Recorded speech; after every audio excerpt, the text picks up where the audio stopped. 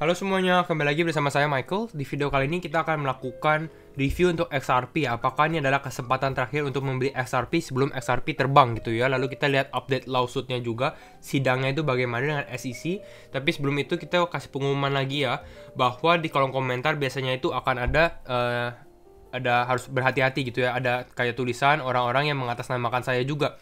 Invest with Michael Wyan, pin by Michael Wyan. Lalu di sini ada nomor telepon juga gitu ya. Dan ini sangat harus berhati-hati karena ini penipuan. Saya nggak ada penitipan dana juga. Saya nggak ada kasih ID Telegram dan lain, apalagi nomor telepon gitu ya.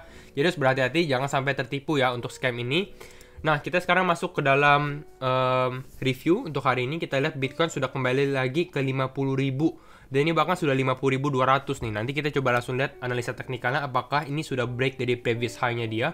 Karena kalau misalnya Bitcoin break, ini adalah salah satu indikasi signal di mana kita akan melanjutkan kenaikan lagi. Kira-kira seperti itu. Kita lihat sebelumnya, Ethereum itu sudah naik, sudah breakout. Nah, sekarang giliran Bitcoin, ini kemungkinan besar sih kalau menurut saya Bitcoin juga breakout. Jadi ini adalah salah satu good news juga. Gitu ya. Lalu kita lihat untuk hari ini mungkin kita langsung bahas saja kepada Ripple-nya sendiri ya. Nah, mungkin kita dari Fear and Greed Index. Kalau Fear and Greed Index untuk hari ini kita di 74. Jadi sebenarnya kita sedikit tambah greedy, tapi ini masih cukup relatif oke juga. Asalkan kita harus berhati-hati kalau misalnya kita sudah masuk ke dalam extreme greed gitu ya. Sudah di level 80-an lebih atau 90-an. Kira-kira seperti itu. Kita coba update ke dalam Ripple-nya sendiri. Untuk Ripple ini ada beberapa tanggal yang harus kalian lihat. Perhatikan. Yaitu adalah ini SEC versus Ripple September 1 2021 ya. Ini tanggal untuk di bulan September. Sepertinya kayak begitu. Ini dari siapa? Ini dari si James K. Villan. James K. Villan adalah salah satu pengacara defense lawyer gitu ya. Dan dia ya kalian bisa lihat dari ID-nya dia sendiri di Twitter gitu ya. Nah, di sini dia bikin dan key dates-nya, beberapa key dates itu kalau tidak salah itu di September 8 ini termasuk yang penting juga karena ini adalah SEC punya oposisi to the letter motion. Jadi dari mosi letternya, surat mosinya tersendiri dari Ripple-nya gitu ya. Nanti kita bahas juga tentang di sini ada Howey test. Howey test itu apa sih gitu ya. Nah, ini intinya. Lalu di sini juga salah satu yang menjadi patokan juga adalah di sini expert discovery deadline itu tanggal November 12. Ini sebenarnya sudah di-extend selama 2 minggu kalau nggak salah, karena harusnya deadline-nya itu Oktober 31 dan Agustus 31. Agustus 31 sudah lewat karena itu sebenarnya sebelumnya itu quick discovery, jadi yang cepet, jadi nggak usah terlalu cuma buat discovery yang cepet lah. Dan sekarang ini lebih expert, harus lebih detail lagi, kira-kira seperti itu perbedaannya. Tapi seharusnya sebelum bulan November ini kita sudah harus lihat nih siapa yang kira-kira memenangkan kasus ini atau sidang ini gitu. Dan untuk sekarang mungkin lebih banyak orang yang berfavor ke dalam Ripple-nya sendiri. Karena kalau misalnya Ripple-nya kemungkinan besar akan kalah, banyak orang yang nggak akan ada interested dalam Ripple gitu ya, nggak tertarik dengan Ripple karena price-nya juga akan jatuh kalau misalnya dia turun. Tapi ini banyak orang sekarang sudah melirik Ripple karena kemungkinan besar Ripple itu akan memenang gitu ya. Kenapa? Karena kita lihat nih, sudah mulai lawsuit dari kapan? Dari awal quarter 1 2021 gitu ya, di mulai Februari kalau tidak salah. Nah, kita lihat harusnya kalau misalnya SEC punya argumen yang cukup tepat gitu ya, yang argumen cukup kuat, dia langsung bisa memenangkan sidang ini kira-kira dalam beberapa bulan saja gitu ya. Tapi nggak disangka bahwa Ripple ini mengajukan argumen-argumen yang penting juga. Makanya sekarang ini jadi tambah panjang lagi gitu ya. Dan sini kita akan bahas beberapa argumennya. Pertama kita lihat dulu nih argumen dari si James K. Villan sendiri. Di sini ada orang dia post ini ya, post tanggalnya, lalu ada orang nanya nih, what do you see as the biggest risk for the SEC here, James? Jadi dia tanya nih, resiko apa yang terbesar untuk SEC sendiri gitu ya? Apakah nanti ada kayak omongan di belakang dan lain-lain, kira-kira seperti itu.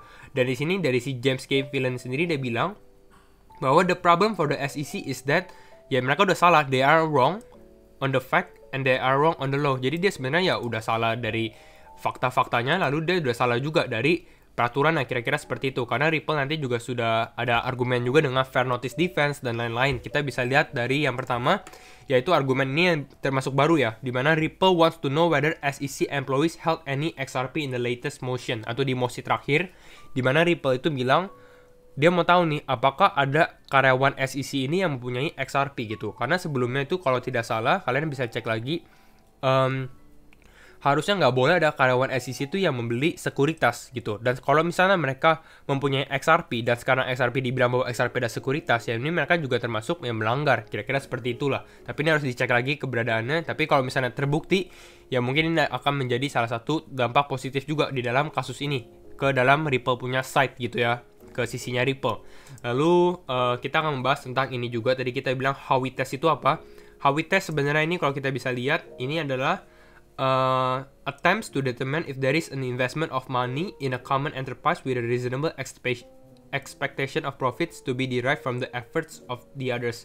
Kira-kira adalah ya buat investasi. Apakah ini tes untuk apakah ini adalah untuk tes apakah ini satu aset ini sekuritas atau bukan, gitu ya. Dan di sini kita lihat which the SEC decide whether investment is a security or not, gitu ya. Dan di sini bisa dites juga dengan ekspektasinya sendiri. Dimana kalau misalnya ada satu perusahaan, misalnya di sini common enterprise atau company ini yang mau kasih money atau asetnya dia, gitu ya, yang diinvested, apakah investornya ini sudah expect a profit atau enggak, gitu. Dan ini salah satu kasusnya itu sebenarnya dari sini. Karena SEC ini klaim sendiri bahwa Ripple itu sold lebih dari 1,3 billion dolar gitu. Lebih dari 1,3 miliar dolar ini di dalam unregistered securities. Kira-kira seperti itu. Untuk apa? Untuk ke clueless investor. Jadi clueless orang-orang yang nggak tahu, yang penting ya dapat duit aja. Kira-kira seperti itulah. Belum ada plan yang jelas. Nah, di sini yang mau dicek kira-kira seperti itu. Apakah ada expectation of profits? Kira-kira seperti itu. Ini adalah argumennya si SEC gitu ya. Lalu sebenarnya ada argumen yang lebih kuat lagi, yaitu adalah fair notice defense dari XRP. Fair notice defense itu apa? Ya sama. Ya sebelum ini ya kita harus tahu dulu nih peraturannya itu apa gitu ya. Jadi kalau misalnya Ripple nggak tahu apakah suatu hal ini ilegal atau legal gitu ya. Nah, apakah sekarang pertanyaannya adalah apakah SEC ini sudah memberitahu Ripple atau belum gitu. Nah, kalau misalnya ternyata ya belum dikasih tahu, ya sebenarnya nggak apa-apa gitu, karena peraturannya kan belum. Dia juga nggak tahu. Nah, Ripple akan bersalah kalau misalnya dia sudah tahu bahwa ini nggak boleh. Kira-kira seperti itulah. Nah, ini namanya fair notice defense. Jadi ya kemungkinan besar, belum dipastikan 100%, tapi kemungkinan besar mungkin Ripple ada potensi untuk menang. Kira-kira seperti itu. Dan kita coba bahas dulu dari chart Bitcoin, baru kita masuk ke dalam chart XRP sendiri. Apakah ada potensi secara long term ataupun short term. Nah, ini kita baru lihat untuk Bitcoin sebelumnya ini dia ada previous all time high di sekitar 5.497, oke. Nah, di sini ya kita bisa kasih highlight di sini. Nah, untuk sekarang sebenarnya kita sudah masuk ke dalam range 5.000 lagi, tapi ini bisa kita lihat kita belum breakout dari sini nih, dari previous high kita sebelumnya. Tapi kalau menurut saya sih seharusnya ini beberapa jam lagi atau mungkin besok gitu ya, kita bisa lihat asalkan kita nggak reject lah, asalkan kita nggak reject di atas, kita bisa breakout dari ini dengan volume cukup kuat, dan ini adalah salah satu indikasi kita akan melanjutkan kenaikan lagi seperti itu. Nah, sekarang hopefully itu yang akan terjadi gitu ya. Lalu kita akan membahas tentang pergerakan harga Bitcoin nih. Kemarin kita sempat bahas nih, Bitcoin ini sempat reject di dalam trendline ini nih, di line ini ya. Tapi kita bisa lihat kalau secara volume sendiri sebenarnya. Bentar, kita coba keluarin volumenya dulu. Nah, kalau kita keluarin volumenya, sebenarnya kita bisa lihat nih, pada saat dia breakout di sini, volumenya juga cukup besar. Jadi ini adalah salah satu indikasi di mana oke, kita breaking out. Bukan hanya itu aja, sebenarnya kita bisa lihat lagi di 4 hour time frame ya, kita sebenarnya sini sudah crossing gitu ya. Tapi kita langsung crossing balik lagi nih di sini. Ini namanya bullish cross, mungkin tanda-tanda kita akan mengalami ya ini melanjutkan kenaikan lagi, kira seperti itu. Ini untuk di time frame 4 jam. Jadi cukup bullish sekali. Kita bisa lihat seperti ini. Hopefully ya Bitcoin bisa melewati previous high-nya dia. Karena kalau sudah melewati 5.497 ini tandanya kita akan naik lagi gitu ya. Dan kemungkinan besar kalau kita lihat harga sekarang pun kemungkinan besar kita akan naik, ataupun kalau misalnya kita konsolidasi, mungkin kita konsolidasi di sini dulu baru kita breakout ke atas. Kira-kira seperti itu. Nah, target berapa nih kira-kira kita mau targetin? Kira-kira Bitcoin naik ke berapa? Sebelumnya saya sudah pernah kasih target itu di sekitar 53.100-an gitu ya. Kenapa? Kita ambil dari mana? Di sini kita lihat ada pattern yang namanya descending broadening wedge, seperti ini bentuknya. Jadi kita ada pantulan-pantulan, kita breakout kira-kira seperti itu. Nah, di sini kita bisa lihat juga nih target price-nya itu dari yang atas biasanya ke paling bawah, kita bisa lihat pada saat dia breakout gitu ya. Nah, seperti ini, jadi kita bisa tarik garis juga. Yang pertama ini ada yang descending broadening wedge yang cukup besar. Ini yang sebelumnya kita sudah pernah bikin ya. Di sini ke paling bawah gitu ya, ke paling bawah. Lalu pada saat dia breakoutnya di mana? Dia sebenarnya breakoutnya di sini ya, bukan di sini gitu ya. Nah, lalu kalau misalnya breakout di sini ya kira-kira di level 53.100 juga sih, di sekitar 52.000-an, 52.800-an gitu ya. Lalu di sini dia membuat lagi nih pattern yang lebih kecilnya juga, descending broadening wedge. Nah, di sini kita juga bisa lihat nih kira-kira target dia berapa. Dari paling atasnya dia ke paling bawahnya. Itu ya. Kita kasih warna biru karena ini adalah warna biru jadi bisa dibedakan. Pada saat dia breakout, kalau misalnya di sini secara ini lebih kecil lagi ya, karena memang lebih kecil, itu sekitar 51.000 lah. Sekitar 51.000 itu menjadi target kita untuk yang di pattern yang kecilnya gitu. Tapi tetap kalau menurut saya ini, kalau misalnya kita bisa breakout dari sini, sebenarnya ini kita bisa tes ke daerah 53 ribuan. Nanti kita lihat nih daerah 53 ribuan itu kenapa sih cukup krusial. Tapi kita lihat dulu nih dari Fibonacci-nya dulu. Kita ambil Fibonacci retracement dari paling atasnya dia gitu ya ke paling bawah seperti ini, ke previous low-nya dia ya. Di sini kita lihat juga target sekitar di 53 ribuan. Itu yang pertama gitu ya. Biasanya kita kasih target di 1,414 dan 1,618. Lalu kita ambil juga trend base Fibonacci. Kalau trend base Fibonacci-nya sebenarnya kita ambil dari bentar ya. Kita ambil dari swing low kita dari sini ke paling bawahnya juga di sini. Nah, biasanya target kita ya di sini di daerah 52.700-an. Jadi memang di daerah ini akan menjadi salah satu crucial level untuk kita sendiri, untuk Bitcoin juga gitu.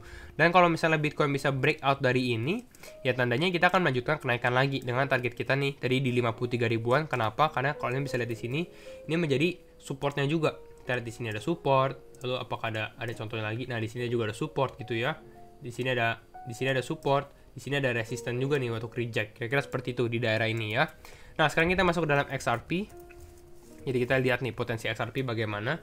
Kalau untuk XRP sendiri secara ini time frame saya lihat ini dia baru breaking out juga nih XRP nih. Baru breaking out dari pattern symmetrical triangle mungkin ya. Di sini dia breakout dengan target short term. Berarti kalau misalnya kalian mau sabar bukan buat scalping gitu ya, mungkin ini bisa menjadi target kita dalam beberapa hari ke depan itu di sekitar 1,47 dolar untuk XRP. Oke, jadi ini ada targetnya, ini sudah breakout juga, jadi ini cukup oke juga. Mungkin kita lihat dari time frame 4 jam. Sebelumnya sebenarnya XRP ini sedikit ada rejection juga nih di sekitar Fibo 0,5. Kita bisa lihat dia nggak kuat juga di sini, dia nggak kuat, jadi dia terpantul dulu di sini, terkonsolidasi sebelum dia bisa breakout. Akhirnya sekarang dia breakout, kita lihat pergerakannya bagaimana. Kalau di candle 4 jam, hampir sama. Sebenarnya kita juga bisa ambil tarik garis Fibonacci kecil sih. Mungkin apakah saya ada Fibonacci kecilnya? Nah, di sini kita ada. Mungkin ini kita matikan yang ini, yang ini. Oke, seperti ini. Jadi kalau misalnya Fibonacci kecil hampir sama juga. Kita lihat dari swing dia yang di atas ini ke paling bawah untuk XRP sendiri. Sebenarnya yang crucial level kalau misalnya kalian belum beli XRP ya, mungkin bisa beli di daerah ini nih. Di sekitar 0,618, di sekitar 1,23. Wah, ini bagus banget angkanya, 1,2345 gitu ya. Kayak menghitung gitu. 12345 gitu ya. Di sini mungkin bisa untuk membeli XRP karena di sini golden ratio juga. Mungkin kalau misalnya dia nggak kuat, dia akan sedikit terkonsolidasi mungkin di level sini. Ataupun kalau misalnya kalian mau ngambil resiko, wah ini Bitcoin naik, mungkin XRP langsung naik ya, mungkin kalian bisa hajar aja gitu. Tapi kembali lagi ini resiko, disclaimer on kembali, harus do your own research dan tergantung juga. Ada yang bilang XRP buat di scalpingin, ada yang bilang jadi tunggu aja sampai kasusnya selesai. Kalau saya sendiri saya nunggu untuk kasusnya selesai, untuk sekarang masih proses akumulasi. Tapi lebih baik di level ini untuk membeli XRP di kedua level ini sih. 0,5 dan 0,618 ini sebenarnya cukup oke juga. Kita bisa lihat dia sedikit terpantul ya. Dengan target untuk XRP sebenarnya ya di sini di 1,47 ini kan bener kan, sudah sesuai dengan target kita juga 1,47 sama di 1,53. Jadi sebenarnya potensinya masih oke. Misalnya kalian beli di harga sini nih 1,2845, ini masih naik sekitar 15% sampai ke 19% kalau misalnya kalian mau yang secara short term. Tapi kalau buat long term buat XRP, kalau saya sendiri sih lebih lihat kalau potensi gainnya, kalau misalnya XRP ternyata menang, dia juga mau IPO juga si Ripple gitu ya. Nah, kalau misalnya Ripple-nya juga mau IPO, lalu dia di listing juga misalnya di Coinbase di relisted gitu ya. Dulunya sudah di listed karena kena sidang jadi dihapus, karena mau di relisted lagi. Kalau misalnya dia menang, ini akan menjadi indikasi positif. Dan kita tahu bahwa all time high XRP itu sebenarnya di 3,3 dolar. Jadi masih panjang sekali perjalanan untuk XRP sendiri. Kita lihat dari harga sekarang sampai ke all time high dia sebelumnya aja itu berapa. Dari all time high sekarang, dari harga ini sudah sekitar 159%. Kalau misalnya dia menang lagi, all time high-nya saya yakin juga bakal ke break gitu ya. Dengan target mungkin untuk XRP di akhir tahun, kalau misalnya sidangnya bisa selesai di akhir tahun ini ataupun di awal tahun depan, mungkin 5 dolar ini masih potensi yang cukup oke juga untuk XRP. Kalau kita lihat dari 5 dolar dengan harga sekarang, kalau kita sudah akumulasi ya sekitar 288%, mungkin sampai 300%. Kira-kira seperti itu. Tapi tetap kembali lagi kalian harus do your own research juga. Karena ini sangat beresiko. What if kalau misalnya XRP kalah? Walaupun sekarang saya cukup positif dengan keadaannya, tapi kalian harus perhatikan juga kebalikannya itu bagaimana. Kalau kalah, resikonya juga besar gitu ya. Jadi kembali lagi keputusan di tangan kalian. Jangan lupa Itu saja video dari saya untuk hari ini. Share videonya kalau misalkan kalian suka. Jangan lupa like, comment, dan subscribe. And see you in the next video. Bye-bye.